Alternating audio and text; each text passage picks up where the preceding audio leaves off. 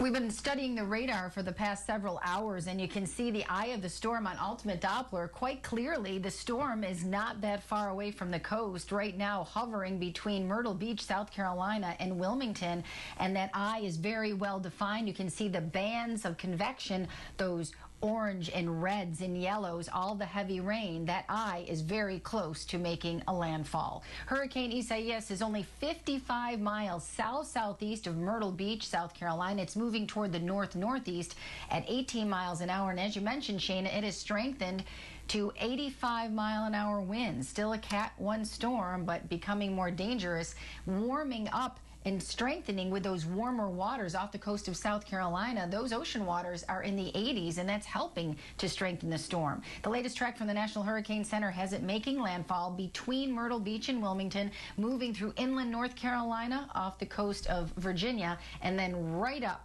along the eastern shore of Maryland, through central Delaware, through the central part of Jersey, and then up into New England. By tomorrow, we will have about 65-mile-an-hour wind gusts at 2 o'clock in the afternoon. Flooding rains locally 4 to 6 inches. Those tropical storm winds will be even down the shore, where they could be the strongest, gusting to about 70 or 75 miles an hour. The heaviest rain north and west of Philadelphia. A storm surge and even the chance of some tornadoes as this storm moves across our region. We'll continue to update you on any changes, and if the storm actually makes landfall, it is imminent. All right, Kathy, thank you very much. We've got Rick Leventhal live tonight in Atlantic Beach, North Carolina. Rick, what's it look like where you are? Shana, it's not too bad right now. We're getting buffeted by winds every so often, and we've had some really heavy squalls blow through here in Atlantic Beach. We're about 70 miles north of where the storm is expected to come ashore, but we're on the dirty side, so we're expecting to get some rough weather here in the hours ahead. It is starting to get a little dicey here now. I'll just give you a quick look around. I mean, there's not a lot of people out. You can see the signs are blowing just a bit, and this is the main road that separates us from the ocean, and it's pretty empty. About the only vehicle we've seen is a police car doing the rounds back and forth. You see a gas station light down the way there, perhaps, but most of the businesses here shut down around 8 o'clock tonight because they knew that this storm was coming, and of course, as you've heard, it has intensified. We were out on the beach earlier, which is closed officially, but people were out there, you know, as they will, checking things out. Fortunately, they weren't going in the ocean because the surf was really rough. But Shana, we are expecting perhaps several inches of rain in this region. They're worried about flash flooding, and they're also worried about storm surge and power outages. And Duke Power has reported at least 13,000 outages so far. But again, as you've probably seen from the weather map, it's just now starting to come ashore. So that could get a lot worse. And once the storm passes through, then the power crews can come in and start hooking stuff back up. But, you know, again, flash flooding is a big concern, the storm surge. And right now we're just starting to feel the early bands here hitting Atlantic Beach, North Carolina, Shana. Yeah, we can see it. Stay safe down there, Rick, and we only expect that to intensify in the coming hours. Now, Chris O'Connell, a little bit closer to home down the shore. Chris, what's happening where you are?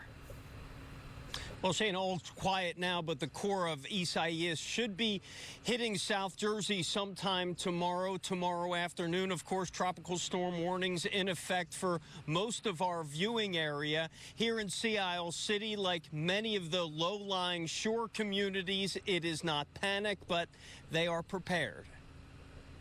The newly replenished Sea Isle City beach dunes will be put to an early test as ISAIAS chugs up the East Coast. This is mostly going to be a rain and wind event. The city's police department is rolling out the high water vehicles. These rigs used as ambulances during storms. What we're expecting tomorrow, we may not be able to access certain parts of the town, so we need to be prepared for that. So our plan is we'll have some firemen and some EMTs on those that will be able to go out and, you know, provide a rescue in the middle of the storm. If it's, you know, the roads are impassable, we'll still be able to get there. The outdoor tents at La Costa Lounge had to be brought down for the threat of high winds, and since restaurants can't seat indoors, tomorrow's rain may force another day of missed business. Comparing to all the reservations that we had for tomorrow, we canceled them. I called them and I canceled, or I pushed them for Wednesday or Thursday, and it's going to hurt us a lot. Next door at the bike shop, they're packing it in for at least a couple days. After all, a tropical storm doesn't make good biking weather. We're definitely going to have to close for tomorrow. I'm not sure when we're going to be able to reopen, hopefully the next day. It all depends on how bad the weather is. For most down the shore, they've been through this before. No cause for panic, just preparation. It is a little concerned. We move the cars, make sure they're on higher ground, put all the bikes and chairs in the shed, and pretty much just, have food and be ready for it. Now, police here in Seattle City also warning of riptides. They see this with every storm. When lifeguards are off duty, swimmers go into the water, into that rough surf, and they're called for many, many ocean rescues. So be aware of riptides. Now, for more on what's going on for storm preparations in Delaware, Dawn Timoney there with more. Dawn? Hey, Chris, DelDOT says it's treating this hurricane kind of like a snowstorm. All its people and equipment are in place, ready to go. Now it's just waiting for the storm's arrival.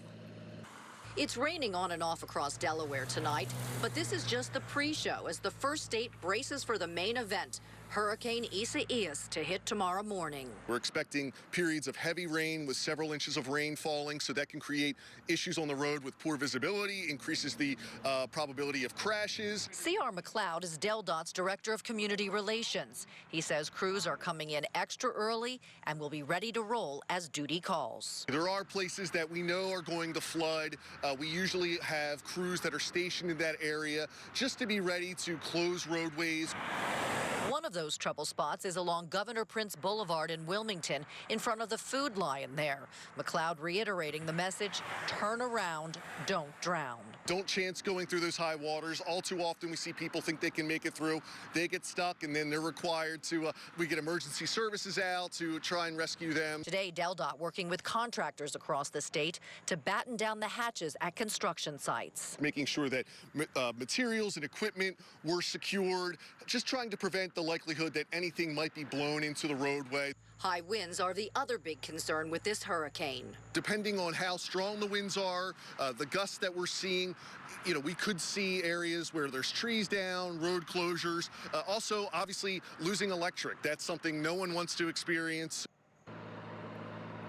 DelDOT is expecting a very long and busy day tomorrow. It's encouraging people who venture out to use extreme caution and is recommending, if you can, ride this hurricane out at home. In Delaware, Dawn Timoney, Fox 29 News. Thank you, Dawn. And some more good tips. Don't forget to charge your phone tonight. If the power goes out, you can always stream us on your phone at fox29.com. Now, our coverage tomorrow starts at 4 a.m. on Good Day Philadelphia with live updates all day long on the air. And then tomorrow afternoon, we will be on an hour earlier at 4 p.m. And of course, all day long, you can find what you need to know on the Fox 29 apps and fox29.com.